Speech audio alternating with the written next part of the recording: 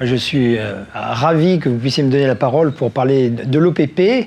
Donc l'OPP, c'est un projet qui a pris naissance au sein du CPER, le contrat de plan interrégional Vallée de la Seine entre l'Île-de-France et la Normandie, et c'est une dimension essentielle de ce contrat. Quand on parle de développement de la Vallée de la Seine et de contrat de plan, on parle souvent port, on parle fleuve, on parle développement économique, on parle préservation de l'environnement, et puis finalement la dimension paysage n'est pas perçue, et c'est une dimension essentielle.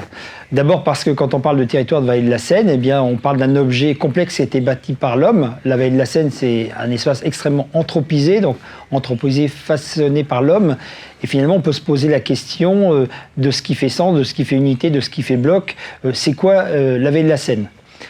Quand on se promène sur la Vallée de la Seine, eh bien, on peut au Havre voir à la fois un des plus beaux ports, un des plus grands ports d'Europe, et puis à quelques centaines de mètres de là, de voir une zone de protection spéciale, un espace naturel de grande qualité. On est à Port-Jérôme, à Aixonne, on peut voir les raffineries, et puis en face, le Marais Vernier. Et puis quand on est dans Paris, eh bien, on se balade, on déambule, on voit des immeubles, on voit des quais de chargement de marchandises, on voit des péniches bateaux, on voit des péniches qui transportent des granulats. Et donc, c'est vraiment très important de comprendre ce qui se passe.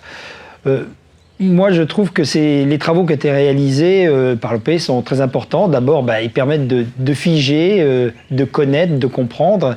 Et c'est important parce que la photographie, le paysage, c'est souvent une grille d'analyse, une grille de compréhension du paysage. On est dans une période passionnante, hein. On parle de neutralité carbone, on parle de zéro émission carbone, on parle de zéro artificialisation nette, et puis on parle aussi en même temps de développement économique, de relocalisation de l'industrie.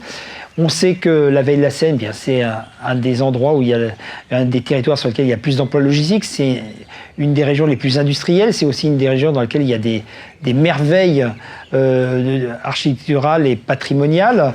Donc, comment on va travailler ensemble pour ça, comment on va modifier les paysages. Je crois que des outils comme l'OPP permettent de comprendre et de faire que le paysage, la photographie, ce soit pas quelque chose qu'on observe après une fois que c'est fait, mais que ce soit un élément de décision. Donc moi je voudrais féliciter la qualité des travaux réalisés par l'ensemble des photographes et des promoteurs de ce projet. Dire que de manière très égoïste, j'ai affiché des photos réalisées par l'OPP dans mon bureau, dans la délégation interministérielle, donc, qui accueille les visiteurs. Et puis dire il faut continuer les travaux. C'est une action qui a démarré dans le cadre du contrat de plan.